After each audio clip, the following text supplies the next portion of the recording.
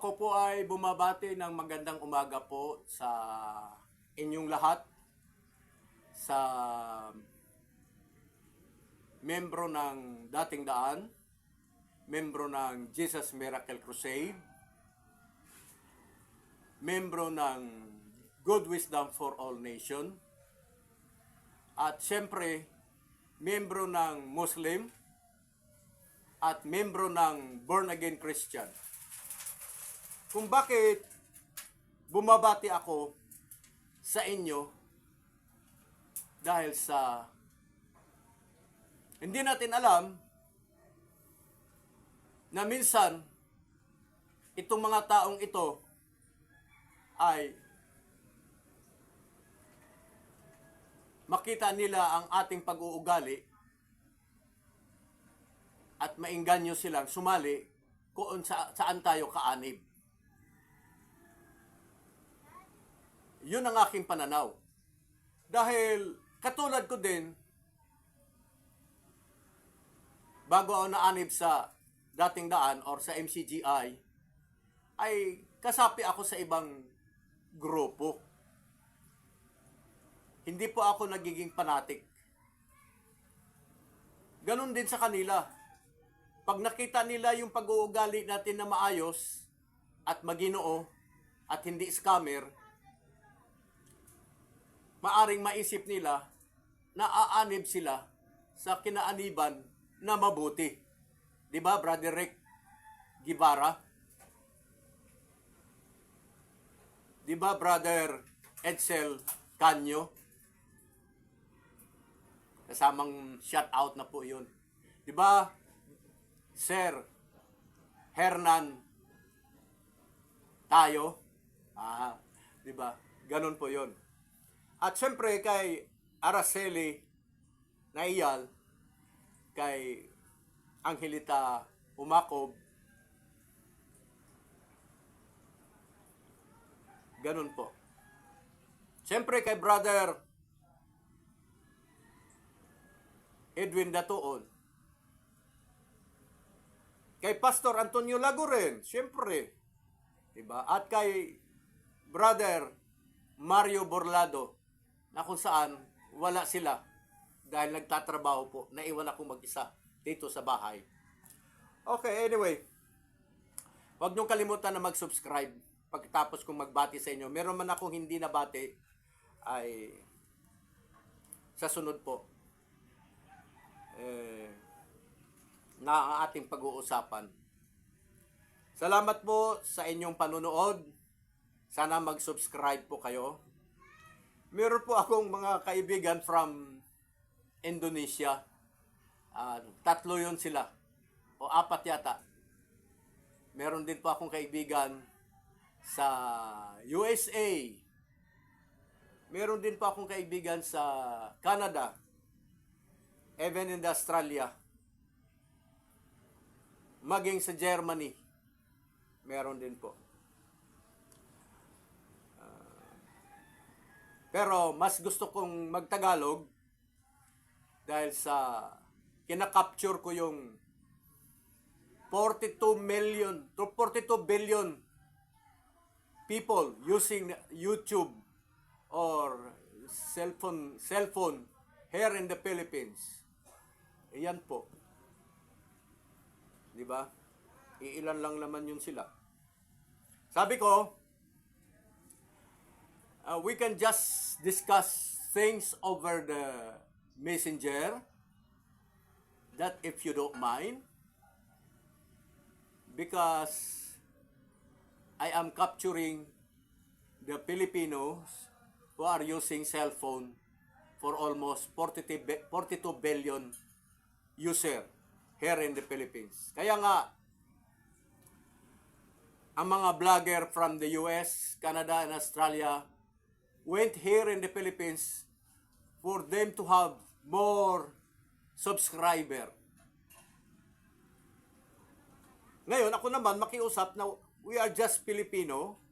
Please not to neglect your kapwa Pilipino to subscribe.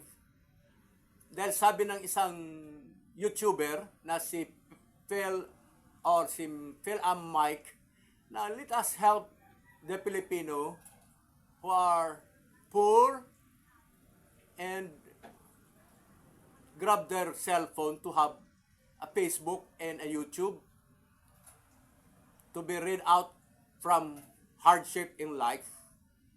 Yun po ang sinabi. Ayun po ang sinabi ni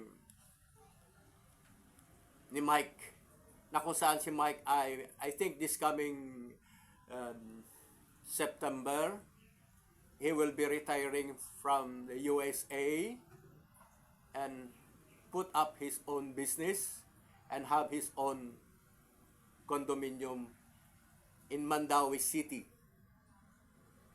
And he also invite some of us to come, but since of my disability, I could not go there. Not only that, I don't have transportation of going there. So, that's it. Okay, mga kababayan ko, sa ating bansa ngayon ay maraming intriga na kung saan napag-usapan ang mga Duterte's family, napag-usapan ang kay BBM family, at napag-usapan yung kay Senador Ontiveros. Pero yung mga ganyang current event, I have just to listen and I don't want to give comment kasi I don't want to go against the present administration. Bahala na ang Diyos. Total, sabi naman ng mga fortune teller, si Marcos would stay only up to 3 years in the government. Sabi ng fortune teller. At sabi din ni Digong, mapatulad ka sa tatay mo na bababa ka sa Malacanang. Ganun po. Hayaan mo na lang ang mga ganong sitwasyon. Hayaan mo silang mag-solve sa ganong problema. Pero nakikinig lang po ako. Nanonood. Nakikinig at nanonood. No comment. Kasi mahirap na. Baka sabi ni Maharlika at ni Glenn Chong, magurgur ka. At ayoko na naging vlogger ako, tatanggap ako ng magkano daw? 700,000 per month. It is very hard to a rich man to enter to the gate of heaven than to a camel to pass through the hole of the needle. Kaya, tama na yung starving ako, mahirap. At least hindi ako nagtatago. Ayoko yung, okay, sisikat man ako sa pag-YouTube, hanggang doon na lang, pero I will not go against the government. But I am watching. Bahala silang mag-solve ng problema. Yun po. But meron naman tayong mga kababayan na sumasali sa rally. Well, yun ang gusto nila. Doon sila masaya, agresibo sila. And in my case, hindi na po pwede. Dahil mahina na po ang aking extremities, yung aking mga legs. Mahina na po. At kahit mahina man at hindi, talagang hindi po ako pwede sa ganon kasi I want to maintain my being a good citizen. Ayoko yung palaban ako sa gobyerno. Ganun po. Pero, lumalaban po ako sa may mga taong may pag-aakusa sa akin.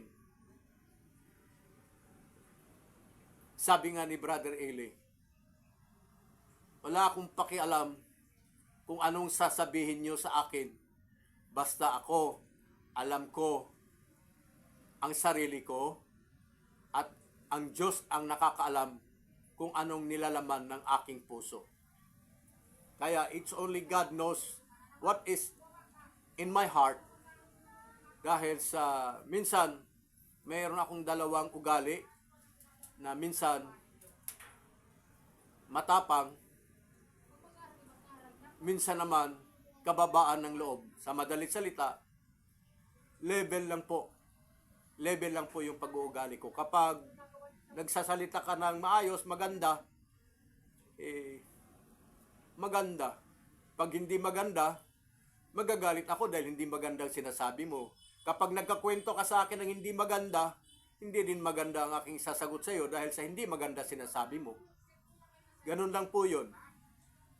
Yung iba, dinadaan nila sa pagsusulat sa YouTube. Makita mo, mababasa mo sa YouTube kung ano yung mga dapat nilang sasabihin, hindi nila masabi. Ako hindi. I could speak louder than words. Kaya mapansin mo, hindi nakasulat yung aking sinasabi.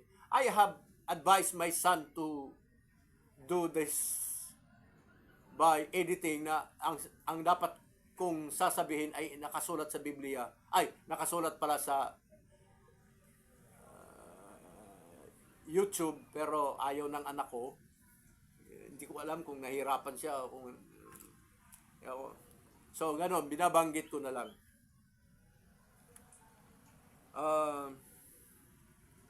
Yun po ang ating bansa ngayon, base sa sinabi ng manghuhula na ang sabi nila, huwag maniwala dahil hula lang. But still, sa panahon ng Biblia, may mga hula din na katulad ni Joseph the Dreamer na may hula na ang bansa ng Ehipto ay makaranas ng 7 taon na paghihirap at 7 taon na may sagana. Kaya nung panahon na yon, ang utos ng Pero ay nagpatanim at inambak sa granary na ito ay dapat magkasya sa loob ng 7 taon. At nangyari po yun. Ganon din dito, may naghuhula, pero yun ang sinabi na si BBM ay hanggang June na lang. Kung naman bababa siya, kasi nag-uumbagan na nga, nagsusuntukan na, nagkagulo na, meron ng mga band-aid sa mukha. Hindi ko alam kung totoo yun, pero nakita mo sa YouTube may mga band-aid sa mukha. Dahil ang sabi nga, napikon na rin si BBM. Ay hula lang yun. Kung minsan ang hula ay totoo. Dahil sa nung ako ay 6 years old, nung kami ay naglalaro at nanguha ng bayabas. Shout out kay Brother Edsel ng Laguna. Brother Edsel, magandang umaga po. Meron siyang mga pinakita sa reels niya na mamayabas, mga barya, mga pabunot-bunot na, parang pabunot-bunot na merong makukuha pag magbubunot-bunot. Nakaka-relate po ako, Brother Edsel, doon dahil sa lahat yung naranasan ko.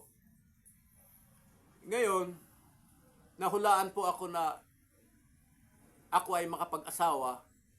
Nung ako ay 6 years old, ako daw makapag-asawa ng matanda. Alam mo, hindi ko naman sinasadya. Matanda nga yung napangasawa ko. Ako ay 18 years old. Kapapasok ko pa lang ng 18 years old. Yung asawa ko ay 29 years old. Matanda nga. At hindi ko makalimutan yung hula na yon. Hindi ko alam kung bakit hindi ko makalimutan yung hula na yon. Di nangyari, kinasal po ako at hindi umatin yung magulang ko. Since ako ay 18 years old, na ang lalaki pag nag-asawa ay dapat nandoon yung magulang, pero nandoon yung tiyahin ko para pwede siyang mag-justify. Ngayon, nakasal po ako. Kinasal po kami sa Las Piñas. May edad po siya. Siya ay 29 years old. Oh, shout out sa lahat ng taga Armed Forces of the Philippines Commission Officers Country Club, APCOC. Yan, kasi doon nagtrabaho yung misis ko at doon din po ako nagtrabaho noong araw na yon.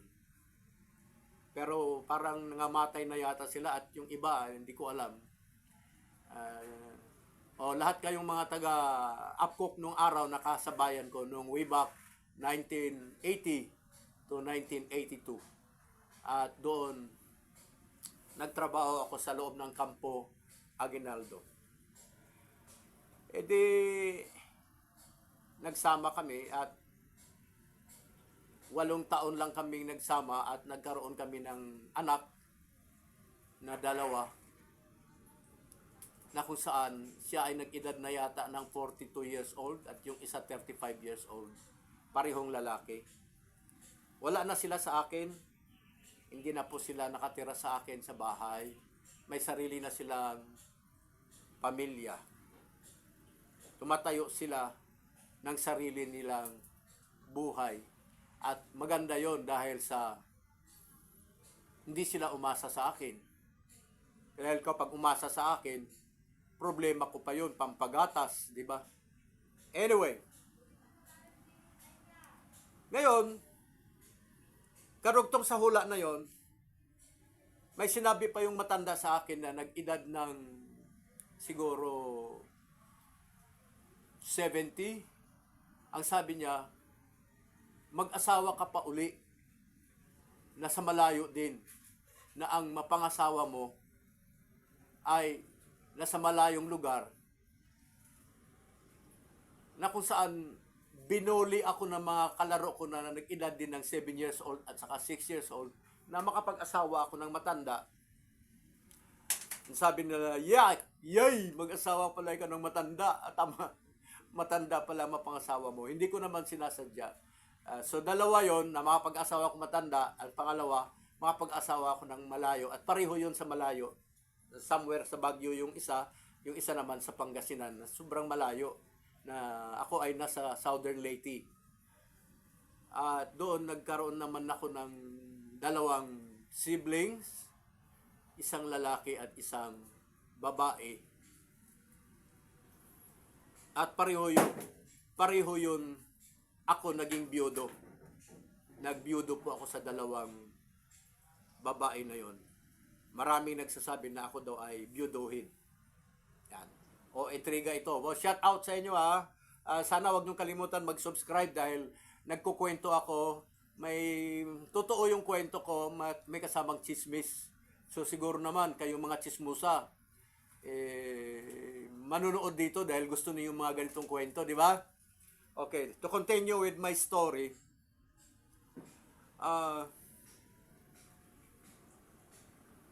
Yun po, nakapag-asawa ako ng parehong malayo at 2. At sinabi ng manghuhula na hanggang doon lang ako mag-asawa. At hindi na ako makapag-asawa muli. At totoo nga, 23 years old na ako ngayon, from nagsimula ako na biyudo, hindi na nga ako nakapag-asawa. Ibig sabihin, hindi ako nagpakasal. Wala na, hindi na pwede dahil may pension na po ako, matatanggal na yung pension ko. Unless otherwise, yung mapangasawa ko ay sobrang yaman. Pabayaan ko na yung pension ko dahil sobrang yaman naman yung asawa ko. Wala naman eh. Di ba? Mga scammer man yung mga taga-Amerika. Oh, shout out yung mga taga-US dyan na nagpapadala ng million of dollar. You people from the United States, aside from Afghanistan, aside from Syria, aside from Somalia, you are all scammer. Kasi pagpapadala ng pera ng thousands of millions of pesos, pambayad lang ng custom taxes hindi pa ako mabigyan para makuha ko yung package ninyo. Hindi ganoon. Kaya be aware be aware doon sa mga taong nakakatanggap ng mga ganitong kwento na mga taga Somalia, Afghanistan, Syria, working from the cruise in USA. Minsan magkukwento mo na sa buhay, kunyari papapasukin ka ng kwento, then suddenly biglang sasabihin sa'yo na she got a lot of money that she's going to send it to me through diplomatic parcel. I told her that if ever that you are going to send some money with me, I don't have money, a huge sum money for at least $500, equivalent of 28,000 pesos. It's a huge sum money to pay the taxes. And if I will pay, there is no assurance at all because hindi naman sa bangko ibabayad, sa GCash. So you must be aware of that. Ipapadala daw sa GCash. That's a big problem. Pwede lang sana yon kung ipasok ko sa bangko. Hindi naman sa GCash. Tapos yung GCash, sa isang tao lang. Okay, to continue with the content,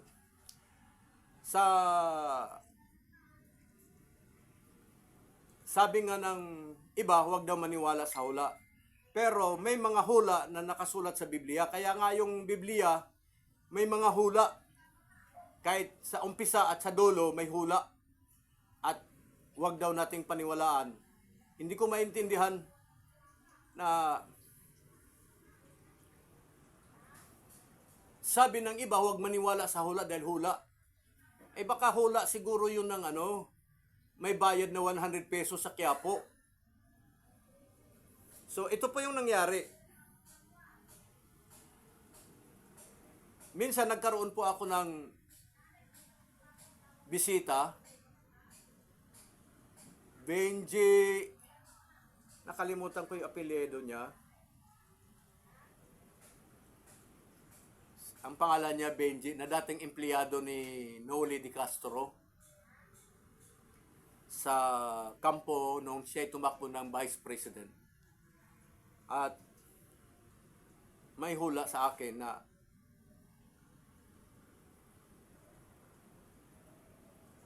ako daw ay mabibiyudo. At during that time, nagluluto yung misis ko ng French fries for our merienda. Sinabi ko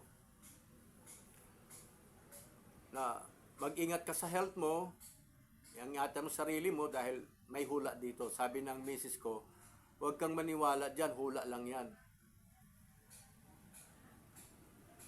Na ang sabi ng numerologist na si Brother Benji ay mabubiyudo ako uli. At nabiyudo nga ako uli. Nabiyudo ako uli. sa pangalawa kong pag-aasawa. Sobra akong malungkot dahil during that time, ako'y nag-edad ng 35 at yung napangasawa ko naman ay nag-edad lang ng 26. Ako naman ang matanda. Dati ako yung bata, yung asawa ko ang matanda. Ngayon ako bumaliktad, ako naman ngayon ang matanda, siya naman ang bata. At sinabi nung manghuhula na ako ay mabibiyudo at nangyari nga po yun. Kaya yung sinabi ni Duterte na makamatulad ka sa tatay mo, na bababa ka sa Malacanang, yun ay premonition, yun ay fortune teller, maaring magkatotoo. Maari pong magkatotoo dahil sa pangyayari nga na lalong ngayon, nung araw 38 pesos lang yung bigas, ngayon 50 plus, 60 plus, meron pang 120 yung red rice, pulang bigas. At naririnig natin na sinasabing, ano bang tawag nun? Hindi siya vlogger, scammer, hindi. May tawag nun eh.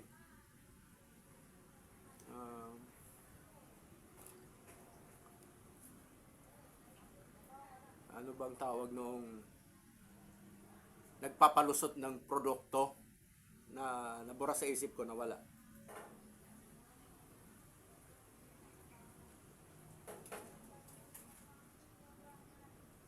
Okay, anyway, just to continue. Medyo minsan epekto ng gamot na iniinom ko, minsan nakakalimutan ko.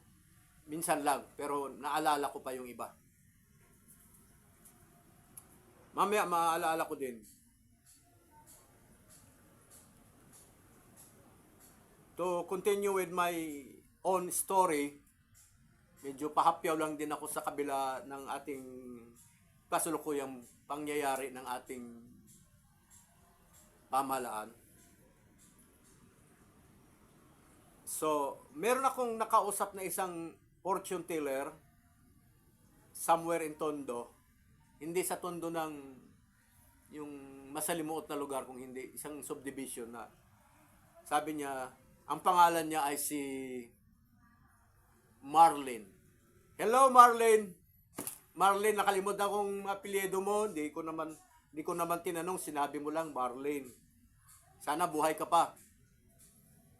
Na ang sabi mo, magbilang ako simula nung araw na yon, nung nakausap mo ako, ng 2 taon at doon mamamatay yung asawa ko. At kinumpute ko, tama ka nga, 2 taon nga lang at doon namatay yung asawa ko. Ano ba yon? Meron bang sumpa yung hula mo? Bakit nung kasama ko yung kaibigan kong si Roynel Pactuar at gusto mo akong palabasin, ayaw mong marinig yung gusto mong sasabihin, yung pala nalaman ko din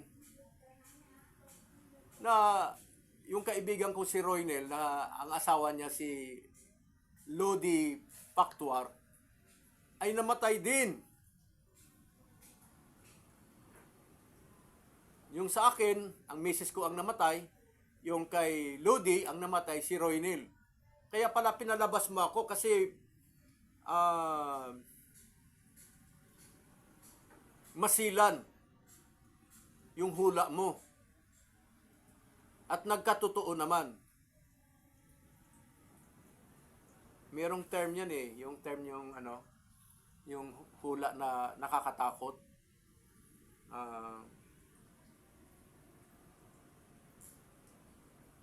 Ilagay nyo sa comment below kung ano yon, para parang may letter P, na para bang pupunta ka sa isang morgue, yung ganon, nakalimutan ko eh.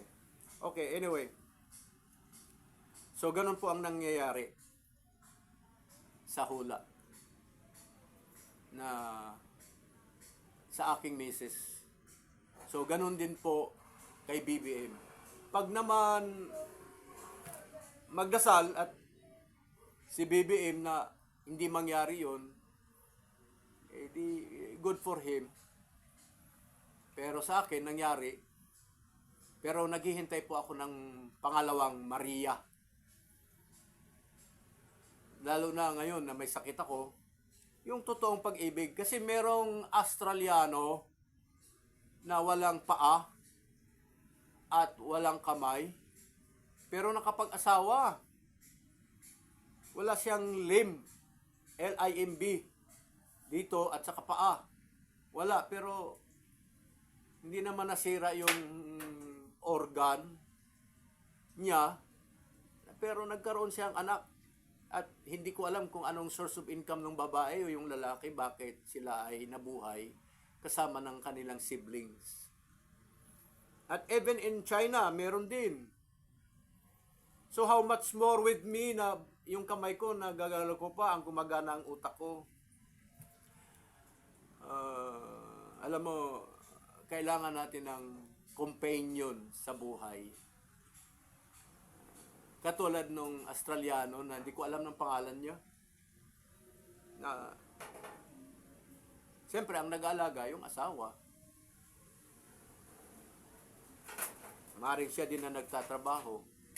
At napakaswerte naman ng babae na nagmahal siya ng tao na walang pag-asa. Pero pinagpala sila. Anyway, maraming salamat sa inyong panunood sa akin ngayong araw na ito.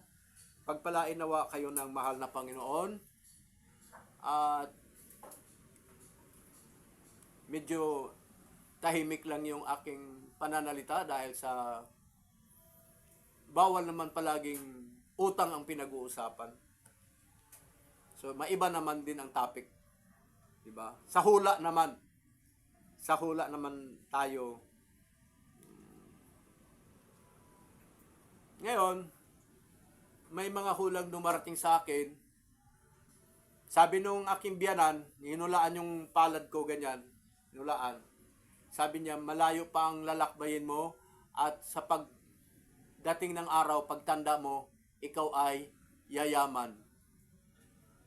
Diyos ko po. Sabi niya, binalikan ko siya after 2 years when my wife died already. Sabi niya, ay, mayaman ka na pala. So tama yung kanyang hula. Sa kamay. Inulaan ako sa kamay. Sabi, huwag maniwala sa hula. Pero, nang dahil sa namuhay ako nung bata na may mga hula sa aking buhay, kahit sabihin hindi, huwag maniwala sa hula, ako'y naniniwala.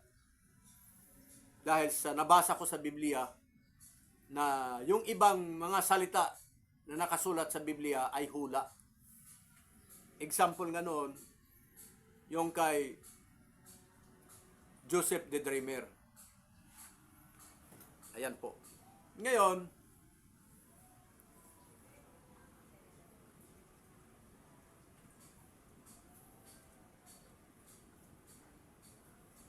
ang buhay ko ngayon ay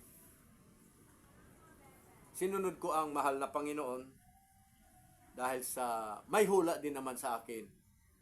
Sabi nung empleyado ni Noli de Castro na si Benji, mag-subscribe ka sa akin kung nasaan ka man ngayon. Nakalimutan ko yung apelyido mo, Di Guzman, nakalimutan ko na. Benji, kung buhay ka pa, kung hindi ka pa na-atake ng high blood or hindi ka pa natamaan ng tawag nito, COVID-19. Ang sabi mo sa akin na kung saan ako tumatanda, ako ay yumayaman. Hinihintay ko po yan na kung saan ako'y tumatanda, ako ay yumayaman. Hinihintay ko yung hula na yan dahil namumuhay ako sa hula. ng may katotohanan, hindi yung may 100 peso sa Quiapo. Marami pong mga hula sa akin na hindi naman sinasadya at hindi ko alam bakit totoo. Totoo yung mga hula dahil may naghula ng nauna, pangalawa, hinulaan ako ulit at totoo yung sinasabi ng isang manghuhula at totoo. Kaya sabi ko, paano kaya nangyari yun? Bakit yung sinasabi ng isang manghuhula, ganun din ang sinasabi nito? At shout out nga pala kay Maribel Briones na nasa Bicol, Camarines Sur. Siya yung kasama ko nung pumunta kami ng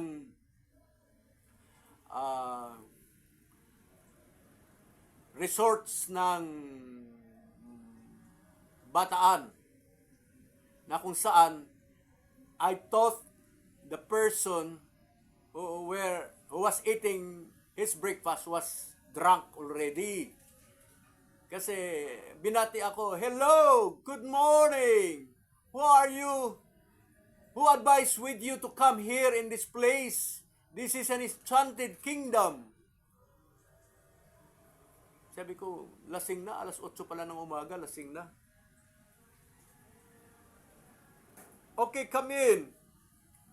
Tapos nung tumuloy kami and we placed an order, lumapit sa aming lamisa at hinulaan kami doon sa lamisa. Nagpahula naman kami. Just having fun lang, pahula. So, hinulaan yung driver na siya yung aming katulong.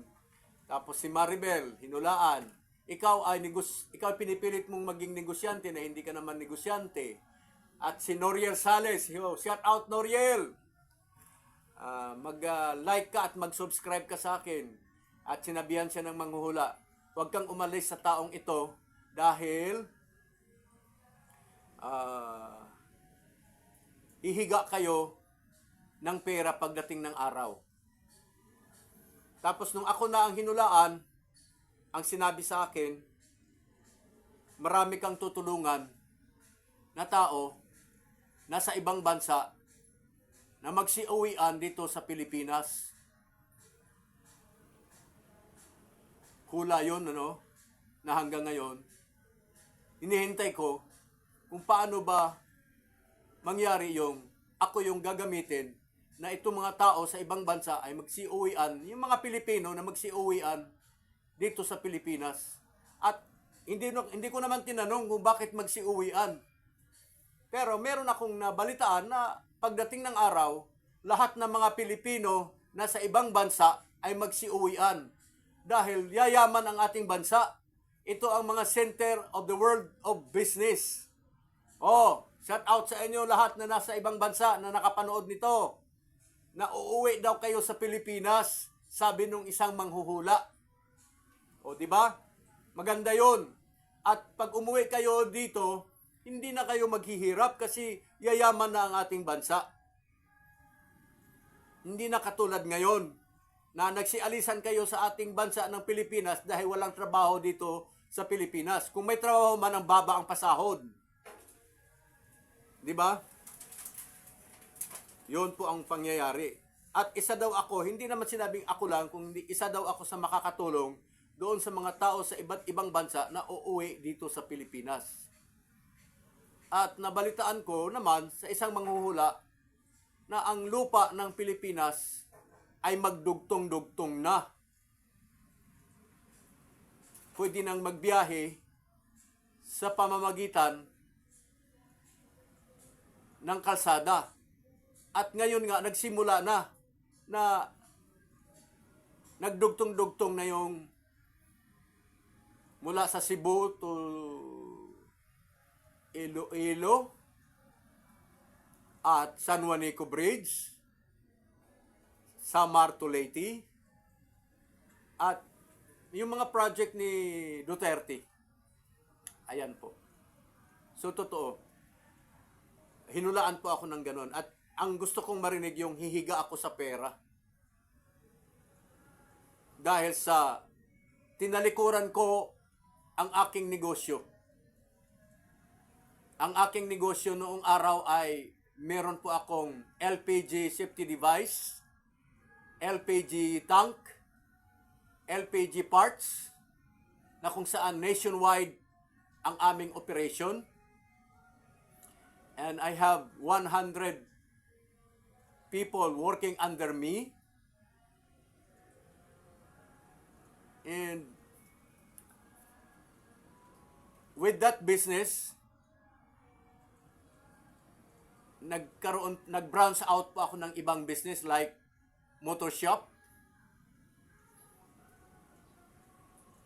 video okay. Shout out kay Solomon. Kasi ang aking mga video okay na hindi tapos ay doon ko dinala sa kanyang lugar. Solomon Manlangit. At nagkaroon po ako ng video okay factory na kung saan shout out din doon sa mga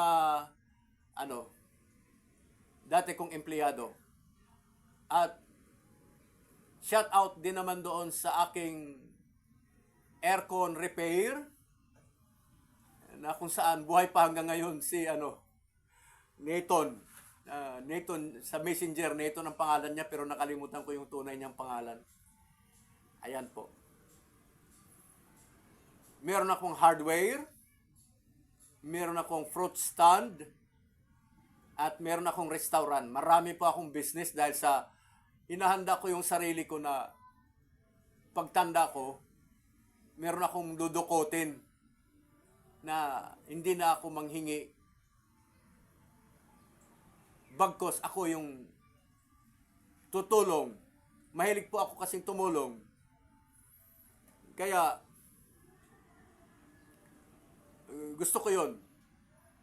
Kaya kung ikaw nanonood na I have a grateful heart, I have the kind of a cheerful giver, please subscribe my channel for me to share my blessings to the needy people. Yan, in English ko na yan ha. I speak English now for the sake that you will understand from me, my new friend from Singapore. I know you become rich now.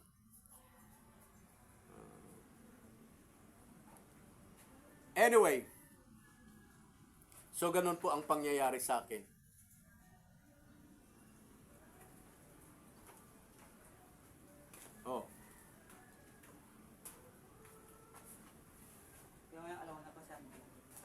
Alaunan pa. So, ganoon po ang hula sa akin na kami ay lumago sa negosyo. At dahil sa aking negosyo, tinalikuran ko yon. Brother Edsel, tinalikuran ko yon dahil sinunod ko yung kalooban ng Diyos na it is very hard to a rich man to enter into the gate of heaven than to a camel to pass through the hole of the needle. Mahirap sa isang camel, mahirap sa isang kaysa isang camel na papasok sa butas ng karayom. Ayan po. Marami pong hula. Siguro pag-usapan natin sa sunod nating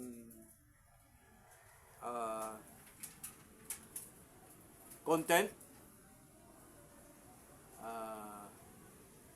Dahil magbibigay pa ako ng maraming salamat po sa inyong panunood. At may kasama pong chismis yun dahil hula, Salamat sa inyong panunood. At alam ko yun ang gusto ng mga Pilipino, yung may kasamang hula, may kasamang chismis. Ayun po, di ba? Ayan po. Magandang panoorin yung ganun, di ba? At maganda din yung may hula sa ating bansa na bababa si BBM. Hula lang po yun. Pero tingnan natin, hula po yun ng mga tao nung araw na hindi pa siya tumakbo. Nung siya ay nag-file pa lang ng application sa COMELEC na may naghula na ganun ang mangyayari. So maaring magkatotoo po yun. Ayan po. Maraming salamat muli.